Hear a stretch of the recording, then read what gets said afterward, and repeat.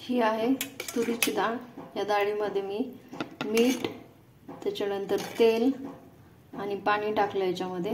ही 3-4 पाण्याने धुवून घेतली डाळ आणि मग ही आता कुकर मध्ये लावून घेणार आहे। त्यासाठी मी 15 मिनिटं थांबणार आहे।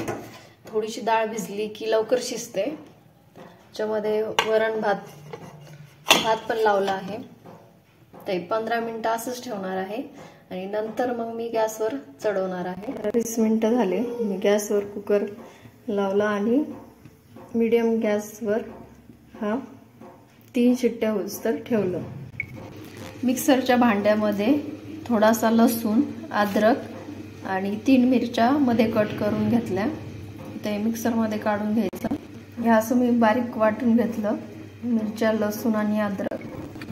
तेल गरम झाले, त्याच्यामध्ये मी राई किंवा मोहरी चांगली तडतडून द्यायची। गॅस फुल केला मी मोहरी चांगली तडतडण्यासाठी। मोहरी चांगली तडतडली, त्याच्यामध्ये जिरे टाकायचे। नंतर त्यामध्ये कढीपत्ता, कांदा,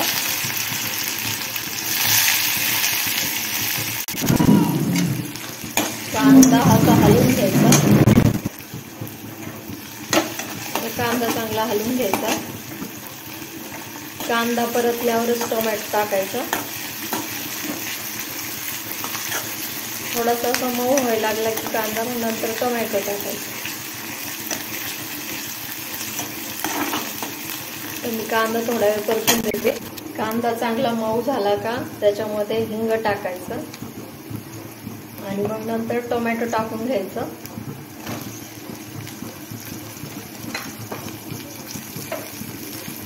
तो टोमॅटो मी हलवून घेते।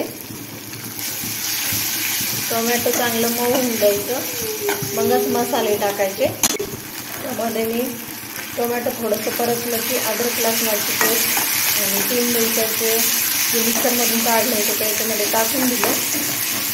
ते पण चांगलं परतून द्यायचं।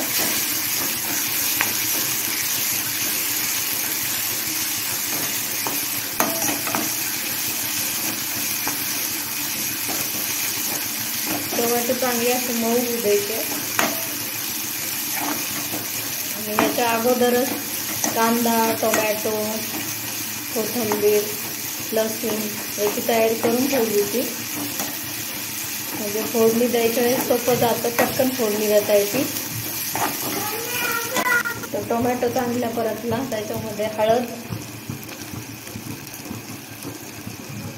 लाल तिखट थोडंसं टाकायचं, कारण आपण मिरच्या टाकल्या होत्या। तुम्हाला जसं तिखट लागतं तसं टाकायचं। प्रवीण मसाला टाकला 1.5 चमचा। सुहानाचा सांबर मसाला थोडासा टाकते। हे चांगलं असं हलवून घ्यायचं। मसाला पण चांगला परतून द्यायचा।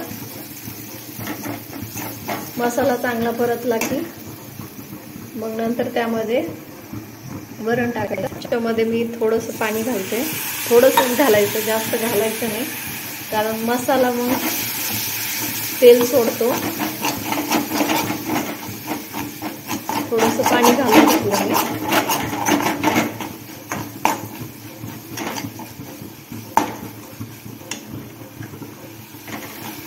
हे बघा, असं थोडंसं पाणी टाकलं की लगेच मसाला तेल सोडायला लागतो।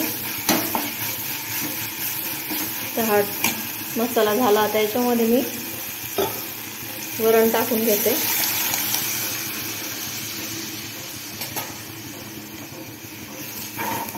त्याच्यातलं थोडंसं वरण मी बाजूला काढून ठेवलं, कारण मुलासाठी हे फिक्कं वरण लागतंच। तर याच्यामध्ये मी कुकरचं खालचं गरम पाणी टाकते।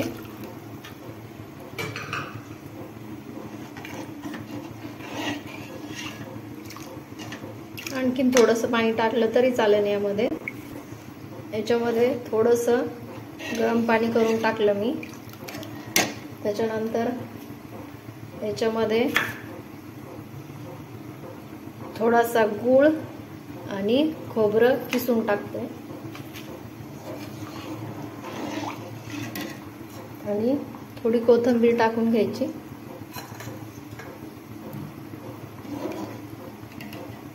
त्याच्यामध्ये मीठ पण टाकून घ्यायचं. चवीनुसार मीठ टाकायचं.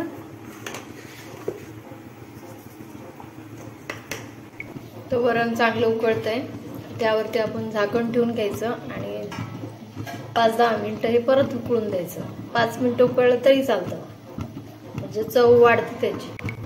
5 मिनिटं झालेत. आता मी वरण बंद करते आणि झाकण ठेवून घेते. नमस्कार मैत्रिणींनो, तर आज आपण वरण बनवलं आहे. तर बघ त्याला किती छान अशी तरी पण आली आहे आणि एकदम छान असं वरण होतं. गुळामुळे हा वरण चवदार गोड असं लागतं. खूप छान बनतं. एक वेळेस नक्की ट्राय करा. मला कमेंटमध्ये सांगा की तुमचं वरण कसं झालं. हे तर आम्ही सगळ्यांनी खाऊन एकदम भारी वरण झालं होतं. एकदम जबरदस्त असं वरण होतं. नक्की सांगा. लाईक करा, शेअर करा, सबस्क्राईब करा.